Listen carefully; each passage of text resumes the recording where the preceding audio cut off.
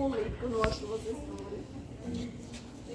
é o trabalho ficou Gabriel, Maria Eduarda Lucina e Ashley. Para! Eles ficaram com o Paquistão. Bom, eu pensei o seguinte, como é um trabalho que a turma inteira tem que apresentar, e pensei em dividir em 3 aspectos mais chamativos, porque para não ter muita informação, que aí eu achei que vocês conseguiriam absorver mais do que eu trazer um monte de informações aqui soltas, como eu costumo fazer, e muita gente às vezes nem se entende depois. Então, eu dividi em 3 aspectos que, na minha opinião, são os mais importantes de todo o país, aí eu trazer aqui para vocês. Certo, posso passar? Primeiro, eu vou falar sobre economia. O Paquistão é um país literalmente pobre, ele nem é um país em desenvolvimento, para vocês terem ideia, é um país subdesenvolvido. E isso é consequência da colonização. Ele sofreu uma descolonização tarde, ele era colônia do Império Britânico. E eu comparei muito com a abolição da escravidão aqui no Brasil. Aboliu, mas largou. Não teve nenhum apoio. E foi o que aconteceu. Foi descolonizado, mas eles não tinham ideia de como funcionava a economia. E foram largados assim a dejará. E ele é um país que em 2001 e 2007 sofreu um avanço. Teve um avanço. O desemprego caiu, a pobreza diminuiu, porque ele é um país que tem quase 30% de pessoas vivendo em uma situação de extrema pobreza. E o PIB cresceu entre 5% e 8% ao ano, que foi uma coisa que aconteceu aqui no Brasil em 2002, 2010 também. Hoje o PIB dele, hoje não, 2018, que eu trouxe a informação, ele está em, como é o 40? Está na posição 40 do PIB, quadragésima, 305 bilhões de dólares. O PIB por setor, o maior de todos é comércio e serviços, que é mais de 50%. Essa informação é de 2010, que foi a mais recente que eu consegui encontrar. A agricultura é responsável por 21,8% e a indústria de 23,6%. E como eu falei, teve um avanço na economia entre 2001 e 2007. Mas em 2008 e 2009 o crescimento diminuiu e o desemprego voltou a dominar o país. Bom, como eu falei, 30% da população vivendo em uma situação de extrema pobreza é uma coisa que é muito preocupante e países com maior porte deviam se preocupar. E a indústria que mais traz retorno é em comércio, em especial a de roupas. Indústria têxtil é o que mais traz retorno para eles. E foi isso. Obrigado. Posso passar? A agricultura paquistanesa foi construída ao longo de milênios de tradições, possuindo em seus traços a influência de diversos povos, como o indo e o mongol.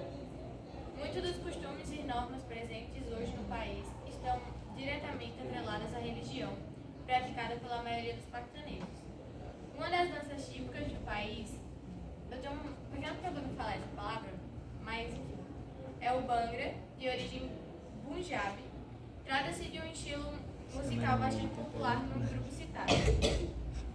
O calendário de festividades inclui diversas celebrações de cunho religioso.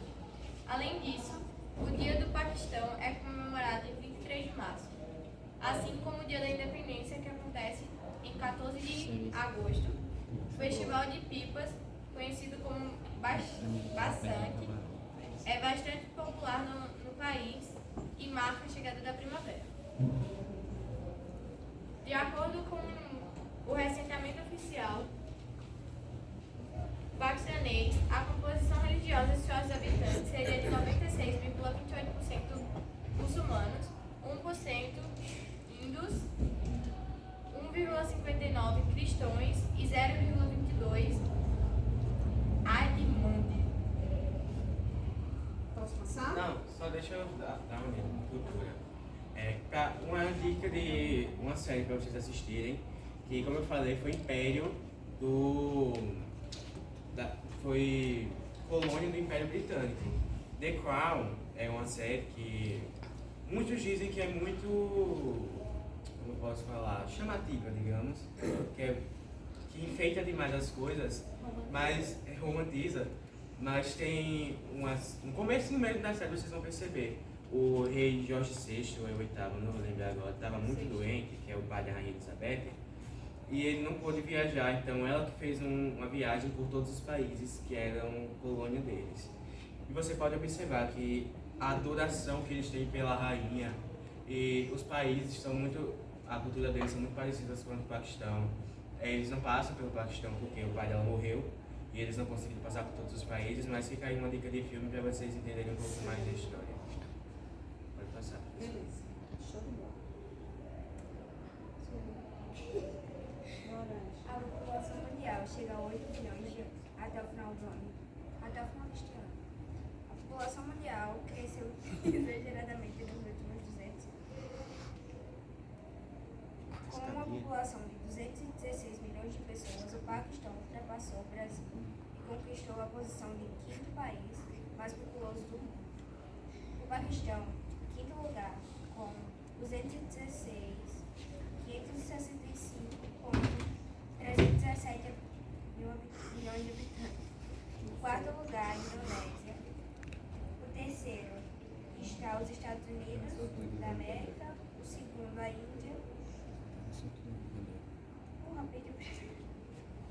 China. Sendo um país pobre e subdesenvolvido. Está localizado entre várias placas tectônicas, portanto, há um alto risco de terremotos no norte e oeste do país. O Paquistão é flagelado por fortes chuvas no verão e fortes enchentes. Outra desvantagem é o desmatamento na população. Terminou? Vai passar. Bom, e a gente vai falar um pouco também sobre o Talibã. Que o Talibã tem um importante. Assim, eu não consegui encontrar muito enquanto eu estudava, mas é meio óbvio que o Paquistão tem uma ligação muito forte com o Talibã. Ele é um dos poucos países que conhecem o Afeganistão como a sede do Talibã. E teve a volta do Talibã para. Esqueci o nome do país. O Afeganistão. Onde, gente, o Talibã. E o Osama Bin Laden foi encontrado ali. Sim, eu estava vendo isso. A morte do Bin Laden foi no Paquistão. Ele morreu no Paquistão, ele estava exilado lá. Então, mas o que é o Talibã, resumidamente, que Duda vai aprofundar um pouco mais? A gente viu, a gente pode citar até a Malala como importante referência, porque na aula de redação a gente viu um texto da 2080, teve que fazer um texto sobre, inspirado na história dela, que eu falei sobre o analfabetismo. As meninas não tinham direito de ir para a escola, as cores das roupas tiveram que mudar, ou seja, os direitos são sacrificados. E isso acontece em todo lugar. Claro que no Talibã é em um nível muito maior, incomparável com os outros, mas a gente pode ver até aqui no Brasil, em qualquer indício de instabilidade política, quais são os primeiros direitos a ser sacrificados? Os das mulheres, os das pessoas pobres, a educação sofrendo cortes. Então, a gente vê que a instabilidade política sempre afeta os mais pobres e o Talibã não destoa disso, e o Buda vai aprofundar mais um pouco agora. O Talibã é um movimento fundamentalista e nacionalista islâmico que se difundiu no Paquistão e, sobretudo, no Afeganistão, a partir de 1994, e que efetivamente governou cerca de 3/4 no Afeganistão entre 1996 e 2001. Apesar de seus governos terem sido reconhecidos por apenas 3 países, o Emirados Árabes, Arábia Saudita e Paquistão, seus membros mais influentes eram ulemas, isto é, teólogos,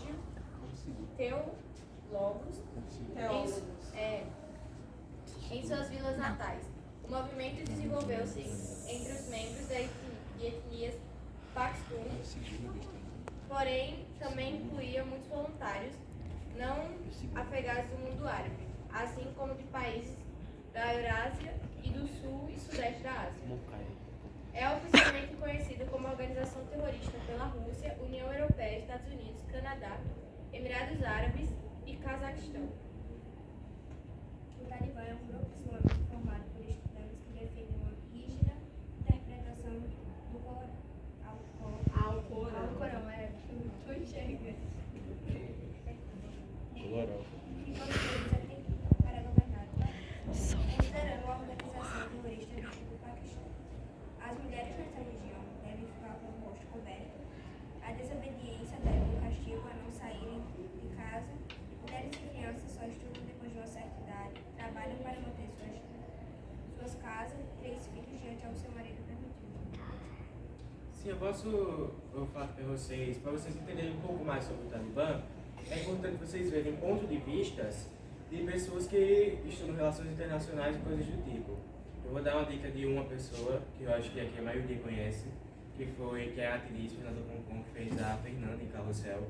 Ela é formada em relações internacionais.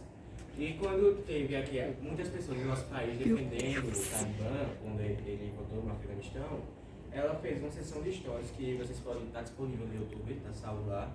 Vocês podem dar uma olhada e entender de fato como Qual é o o nome Talibã. dela, Gabriel? Fernanda Concon. Concon. C-O-N-C-O-N. E qual é aquele país que os dois países que estão na Ásia e na Europa? Turquia e Rússia. Turquia não está na União Europeia por conta de conflitos e vários tipos de coisas que, se a gente estudar bem, olhar bem, referem ao Talibã. Os direitos das mulheres sendo sacrificados e várias coisas do tipo. Então, países que defendem esse tipo de coisas nunca entraram na União Europeia. Não é porque a União Europeia é coisa do tipo, mas porque isso daí causaria um escândalo e seria uma renúncia de paz que existe hoje na União Europeia. Quer participar? Não. Quer ajudar? Obrigada.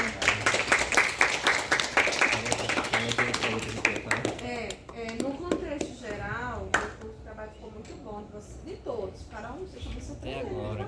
Vírgula. Vírgula é alfabeto. Isso é um nome doce na tua boca, né, menino? Nicolas? Desde que eu cheguei, tu fala do nome Nicolas. Mas falando é vírgula. interessante que eles fizeram essa análise com base nesses critérios bem estabelecidos. Né? Com relação ao terrorismo, não só o Talibã, mas outros grupos terroristas que atuam no Oriente Médio vão inaugurar o terrorismo globalizado. Né? Vou gravar. O terrorismo. Vou gravar. Ele tem origem numa parte do planeta, mas ele é executado em outra parte. Tá? Só para vocês terem uma noção, o islamismo como um todo, ele tem uma ideologia muito voltada para a figura do homem. Só que isso não impede que você adapte as condições religiosas ao contexto atual. Porque se a gente for pensar na época de Maomé para hoje, muita coisa mudou. O processo social mudou. Só que tem grupos fundamentalistas, que são grupos extremistas, Eu vou que gravar. usam o Alcorão ao pé da letra.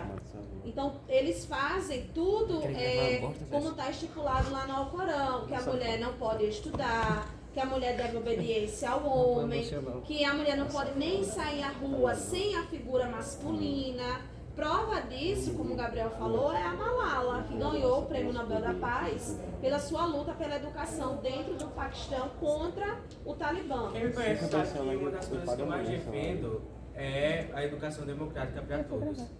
E algumas figuras do nosso país também foram indicadas. Pare ao com Prêmio isso. Nobel.